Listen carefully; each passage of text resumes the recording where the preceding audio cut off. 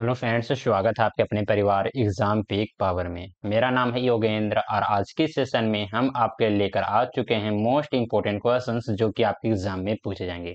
बहुत ही महत्वपूर्ण प्रश्न आज के सेशन में हम लोग लेकर आए हैं, तो चलिए देखते हैं क्वेश्चंस में क्या पूछा जा रहा है। मृदा संरक्षण से क्या तात्पर्य है? मृदा संरक्षण की प्रमुख विधियों की व्याख्या कीजिए। इंपॉर्टेंट क्वेश्चन है, आपके एग्जाम में ये क्वेश्चन पूछे जाने की बहुत ही ज्यादा संभावना है। आप लोग इस सेशन को वीडियोस को आप लोग कंप्लीट वॉच कर लीजिएगा। बहुत ही इजी से इजी लैंग्वेज में हम आप लोगों को समझाने का प्रयास करेंगे। आप लोगों को रटने की बिल्कुल भी जरूरत नहीं पड़ेगी, सिर्फ आप लोग वीडियोस को देख लीजिए और एक बार आप लोग एग्जाम से पहले समय बचता है तो रिवीजन कर लीजिएगा। अगर आप लोग रिवीजन कर लेते हैं तो समझ लीजिए कि अगर आप लोगों का 90% आपका स्कोर जो कि आने की जो संभावना है वो बहुत ही ज्यादा हो जाएगी।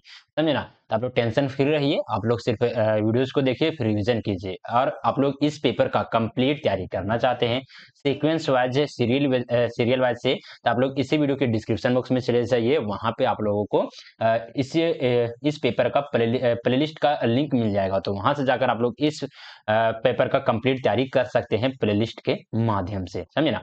तो अभी तक आप लोग इस सेशन को लाइक नहीं किए हैं तो पहले तो आप लोग इस सेशन को लाइक करें, अपने दोस्तों के साथ, अपने क्लासमेट के साथ सेशन को शेयर करें, साथ ही साथ चैनल को सब्सक्राइब करके बेल आइकन को ऑल पर प्रेस कर ले, ताकि आने वाले जितने भी सारे वीडियोस हो, क्लासेस हो, सबसे पहले आप लोगों को नोटिफिकेशन के माध्यम से प्राप्त हो सके।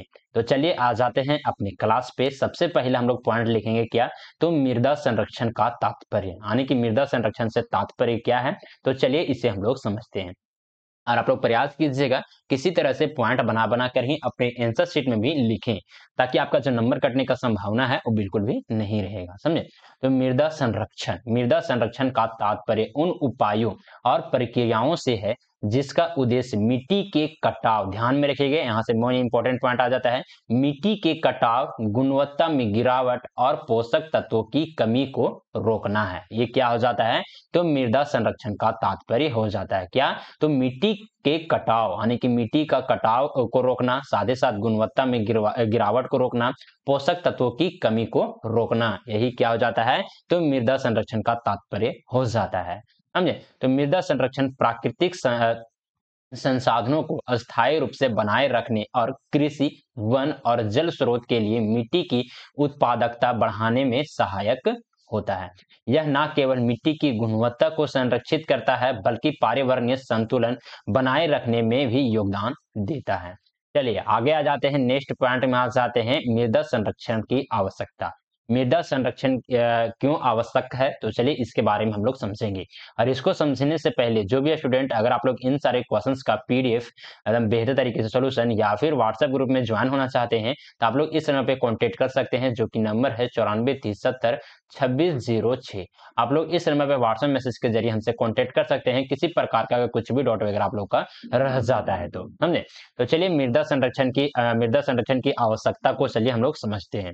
सबसे फर्स्ट में आ जाता है मिट्टी कटाव को रोकना। मिट्टी कटाव को रोकना भी एक इम्पोर्टेंट क्या हो जाता है? महत्व हो जाता है। जल और वायु द्वारा मिट्टी के बहाव से बचाना, ये क्या हो जाता है? जल और वायु के द्वारा मिट्टी के कटाव को क्या मिट्टी के जो बहाव है उसको क्या करना? तो बचावना, ये आवश्यक हो जाता है। चलिए नेक्स्ट में देखेंगे क्या? तो मिट्टी की उर्वरकता बनाए रखना, आवश्यक पोषक तत्वों को संरक्षित रखना, ये भी क्या हो जाएगा? तो मिट्टी संरक्षण का आवश्यक तत्व हो जाते हैं। खेती की उत्पादकता बढ़ाना, खेती की उत्पादकता को क्या करना? तो बढ़ाना। समझे? तो अस्थायी कृषि के लिए मिट्टी की गुणवत्ता बनाए रखना। नेक्स्ट में आ जाता है पर्यावरणीय संतुलन। पर्यावरणीय संतुलन किस प्रकार से है? तो जैव विविधता और पारिस्थितिकी तंत्र को स्थिर रखना, ये क्या हो जाएंगे? ये चार जो भी इंपॉर्टेंट क्या है तो आवश्यकता हो जाते हैं मिट्टी संरक्षण की। समझे? तो आप लोग इस पॉइंट, खाली आप लोग इस पॉइंट को याद कीजिएगा, जो जो यहाँ पे बोल्ड किया हुआ है टेक्स्ट को, आप लोग सिर्फ इसी पॉइंट को याद कीजिएगा। समझे ना? और ये जो नीचे दिया हुआ है इसको समझ लीजिएगा। अगर आप लोग को इस पॉइंट याद रह जाता है तो आप लोग इस पॉइंट से रिलेटेड यहाँ पे बहुत सारे जो कि आप लोग लिख सकते हैं, कम से कम 5 से 10 लाइन या फिर 2-4 लाइन आराम आराम से आप लोग लिख सकते हैं। सिर्फ आपको ये पॉइंट ऐड करना है, तो आपको इसको इसी पॉइंट को सिर्फ आपको क्या करना है, तो रिवीजन भी करना है, समझे ना? वीडियो अगर लेकिन हाँ, वीडियोज़ को देखिएगा उसके बाद ही आप लोग को सिर्फ ये पॉइंट याद करना। ऐसा नहीं कि सिर्फ आप लोग पीडीएफ के माध्यम से सिर्फ पॉइंट को देखते गए और आप लोग लिख लीजिएगा, तो वैसा नहीं होगा। आप लोग एक बार वीडियोज़ को देख लीजिएगा, कंप्लीट वॉच कर लीजिएगा, समझ लीजिएगा, उसके बाद ही सिर्फ आपको पॉइंट को ही याद करने की ज़रूरत पड़ेगी, समझे? तो चलिए आगे देखेंगे, नेक्स्ट पॉइंट आ जाता है मृदा संरक्षण की प्रमुख विधियाँ। मृदा संरक्षण की कौन-कौन सी प्रमुख विधियाँ हैं? तो चलिए इसे भी हम लोग समझते हैं।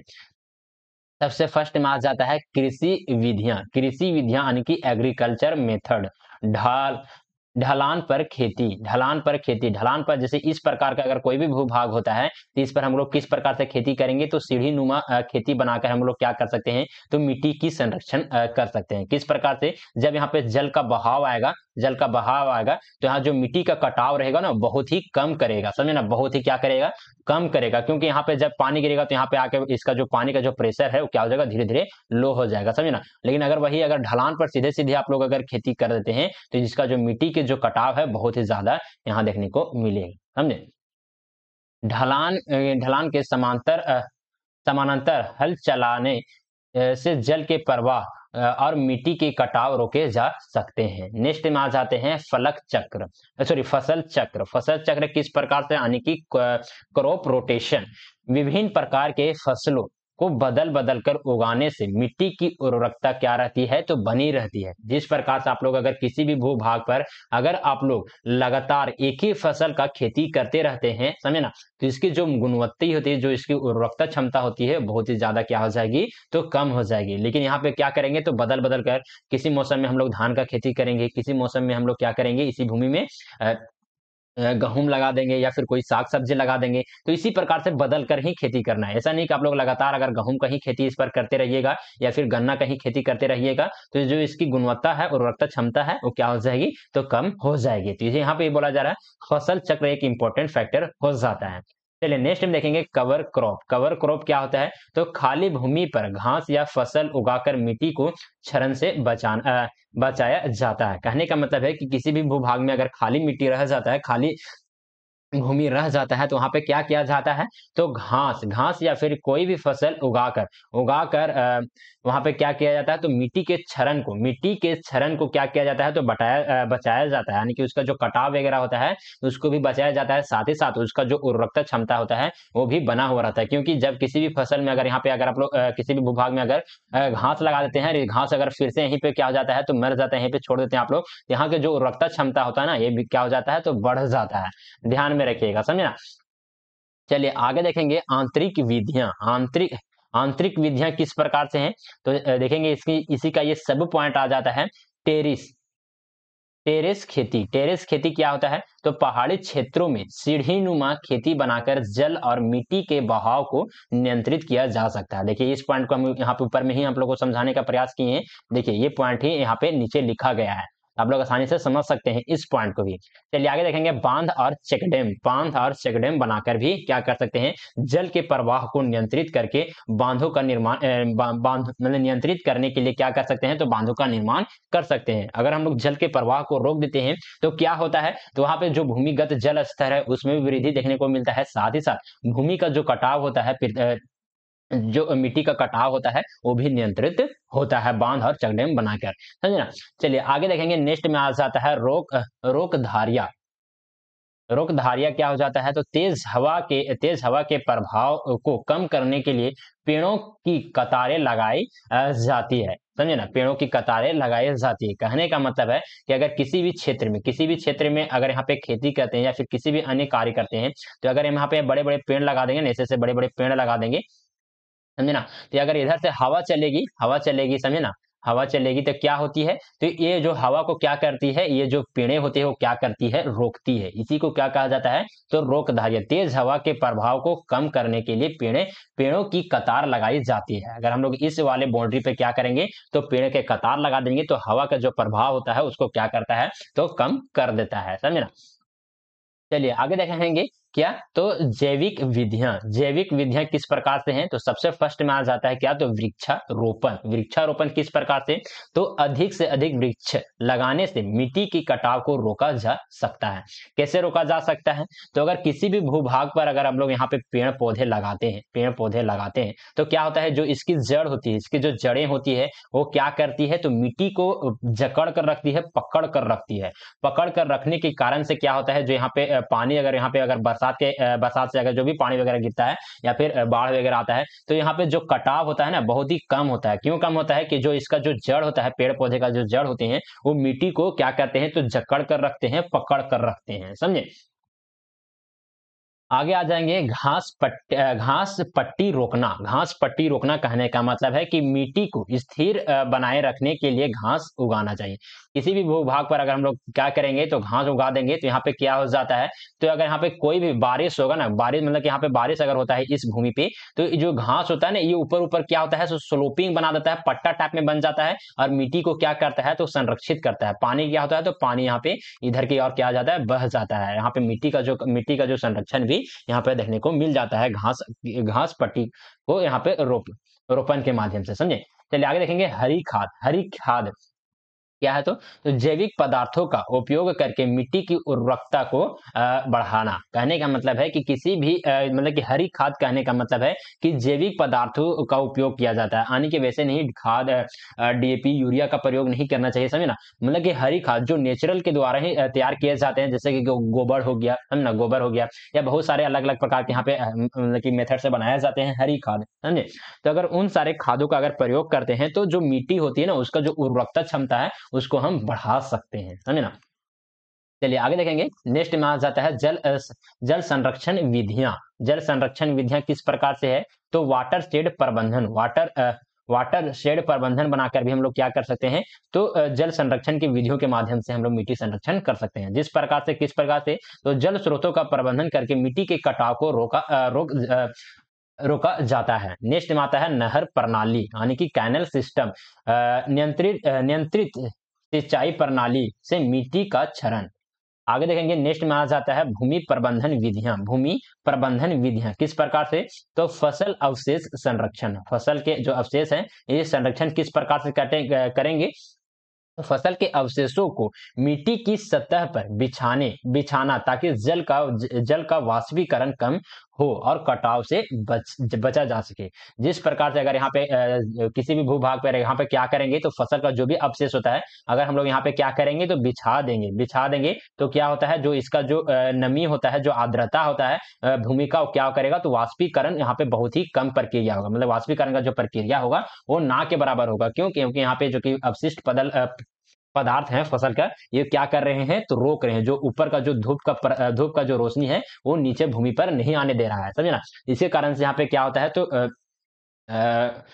भूमि में जो आर्द्रता है वो बनी रहती है और यहाँ पे जो कि उर्वरकता क्षमता भी यहाँ पे बढ़ जाता है। साथ ही साथ यहाँ पे क्या होता है, तो एक सेकेंड, कटाव भी बचता है। किस प्रकार से कटाव बचेगा, तो अगर यहाँ पे बारिश होता है इसी भूमि पे, तो क्या होता है, तो ऊपर ऊपर ही यहाँ पे क्या करता है, तो चला जाता है पानी, नीचे यहाँ पे भूमि पर ज्यादा मात्रा में नहीं पहुंच पाता है, जिसके कारण से यहाँ पे भूमि का भी जो कि मिट्टी का भी कटाव जो कि बचता है, मतलब कि होता है, मिट्टी का कटाव कम होता है, समझे ना।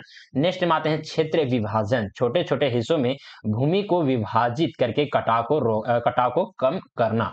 चलिए थोड़ा सा जल्दी से प्रयास करेंगे इंडप करना। नेक्स्ट में आ जाते हैं मृदा संरक्षण के लाभ। अगर हम मृदा को संरक्षण करते हैं, मिट्टी को अगर संरक्षित करते हैं तो हमें कौन कौन से लाभ देखने को मिलेगा, तो चलिए इसे भी हम लोग समझते हैं। मिट्टी की गुणवत्ता में सुधार आती है, मिट्टी की उर्वरकता, जल धारण क्षमता बढ़ती है। नेक्स्ट में आ जाते हैं जलवायु पर सकारात्मक प्रभाव भी देखने को मिलता है, भूमि की स्थिरता जलवायु परिवर्तन को कम करती है।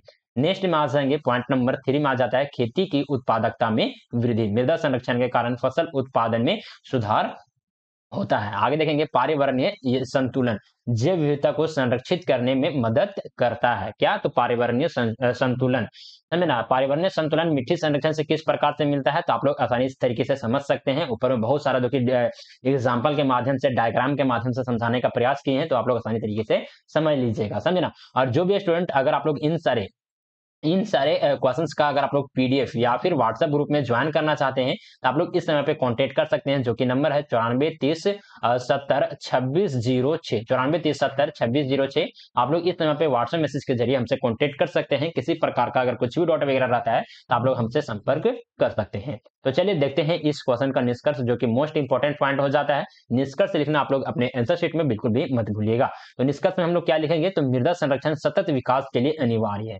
यह न केवल मिट्टी की उत्पादकता को बनाए रखने में सहायक है, बल्कि पर्यावरणीय स्थिरता और प्राकृतिक संसाधनों के दीर्घकालीन संरक्षण के लिए भी आवश्यक है। व्यक्तिगत और सामूहिक प्रयासों जैसे कि वृक्षारोपण, सतत कृषि और जल प्रबंधन के माध्यम से मृदा संरक्षण को सुनिश्चित किया जा सकता है। तो चलिए, आप लोगों को ये सेशन कैसा लगा, प्लीज आप लोग हमें कमेंट के माध्यम से जरूर से जरूर अपना फीडबैक जरूर दीजिएगा कि आप लोगों को जो कि सेशन समझ में आ रहा है या फिर नहीं। अगर किसी प्रकार कुछ भी डाउट वगैरह होता है तो आप लोग कमेंट कीजिए या फिर आप लोग इस नंबर पे मैसेज कीजिए, आप लोगों को रिप्लाई भी दिया जाएगा। नोट्स भी बहुत ही कंप्लीट यहाँ पे तैयार कर लिया गया है इस पेपर का, या फिर देखिए किसी भी अन्य पेपर का भी आप लोग लेना चाहते हैं नोट्स या फिर इसी पेपर का, तो आप लोग हमसे संपर्क कर सकते हैं। देखिए यहाँ पे सीक्वेंस वाइज आप लोग को वीडियोज भी प्रोवाइड करवा दिया जा रहा है। तो अगर आप लोग अभी तक इस चैनल को सब्सक्राइब नहीं किए हैं तो चैनल को सब्सक्राइब करके बेल आइकन को ऑल पर प्रेस कर ले, ताकि आने वाले जितने भी सारे वीडियोज हो, क्लासेस हो, सबसे पहले आप लोगों को नोटिफिकेशन के माध्यम से प्राप्त हो सके। और सेशन को तो लाइक करना आप लोग बिल्कुल भी मत भूलिएगा, सेशन को लाइक करना बिल्कुल भी मत भूलिएगा। अपने दोस्तों के साथ, अपने क्लासमेट के साथ सेशन को शेयर भी करना। टेलीग्राम चैनल को भी ज्वाइन कर लीजिएगा। टेलीग्राम चैनल का लिंक आपको इसी वीडियो के डिस्क्रिप्शन बॉक्स में मिल जाता है। वहां पे आप लोगों को क्लास से रिलेटेड, एग्जाम से रिलेटेड सारे के सारे अपडेट भी दिए जाते हैं। साथ ही साथ बहुत सारे पीडीएफ भी आपको टेलीग्राम चैनल के माध्यम से प्रोवाइड करवा दिया जाता है, समझे। तो चलिए सेशन को ही पर एंड अप करते हैं, मिलते हैं आप लोग से अगले सेशन में। तब तक के लिए जय हिंद, वंदे मातरम।